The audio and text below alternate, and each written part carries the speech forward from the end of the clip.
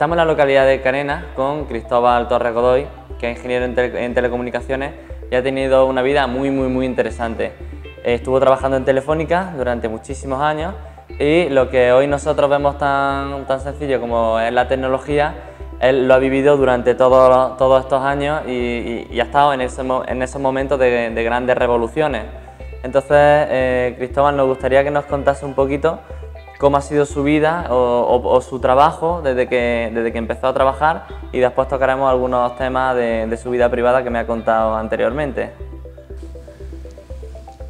Pues mi vida profesional es muy sencilla porque ha transcurrido en Telefónica, toda ella en Telefónica.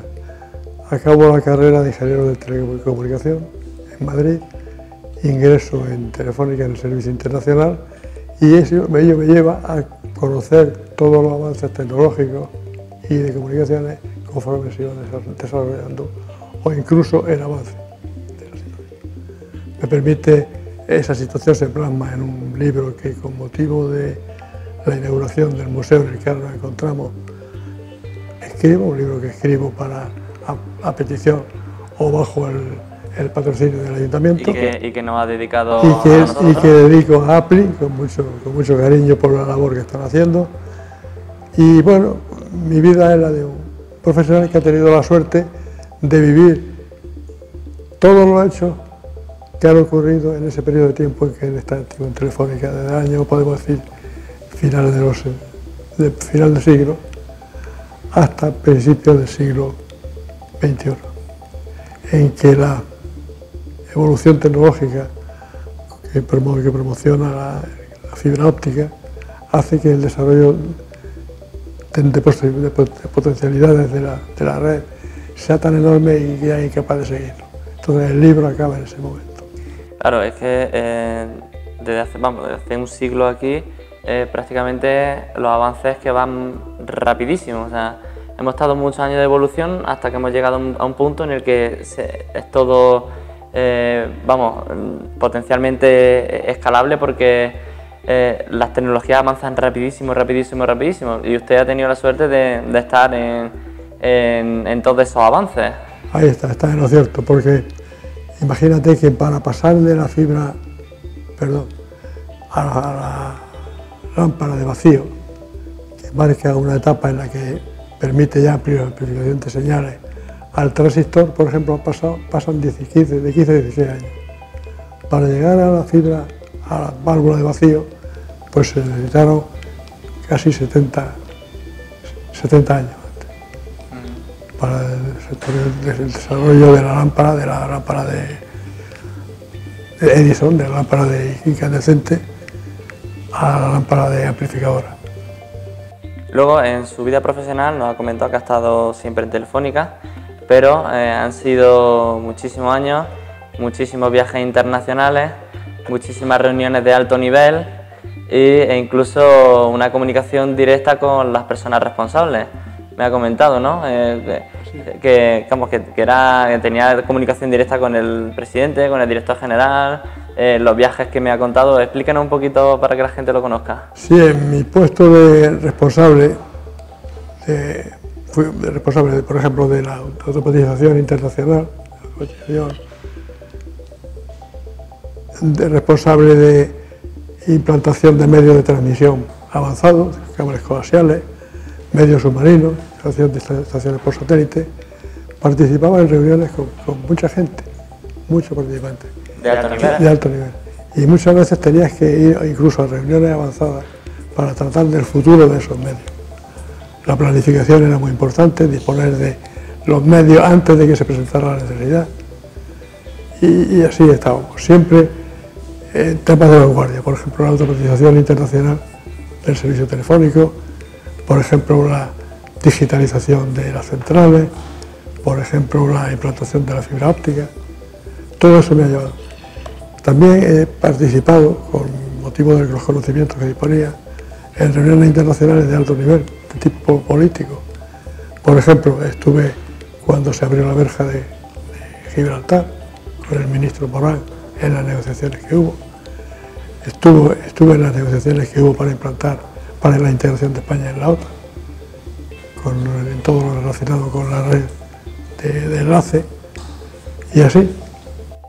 Es que me sorprende muchísimo, vamos, me fascina la entrevista esta porque tiene casi 80 años y es realmente impresionante que una persona de su edad esté tan avanzada tecnológicamente como está y no solamente eso, sino como nos ha comentado, que estuvo en reuniones que ciertamente decidieron el camino que tenía que seguir la tecnología en ese punto, así que es muy interesante. Y en su libro hay algunas fotos de esas reuniones. Sí, me permití en el libro escribir algunas cosas para dar idea de lo que era, de que la telefónica no eran los teléfonos solo aislados, sino que era una relación de cosas que hacían que todo fuera coordinado y que todo fuera orientado hacia un plan que se había hecho previamente. Por eso la participación de Telefónica, se habéis visto en el museo, es enorme. Telefónica y España en concreto ha estado siempre a la vanguardia de las comunicaciones por su interés en participar en esa, en no dejarse al detrás.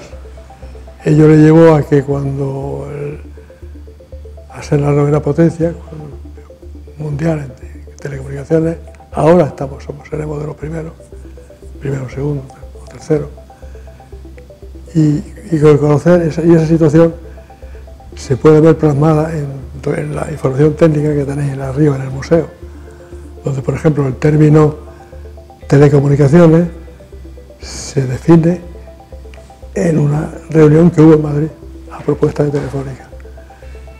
Y así, o sea, la participación de Telefónica y de España y de Telefónica como representante de España, muchas veces, en muchas reuniones, ha sido brutal, enorme.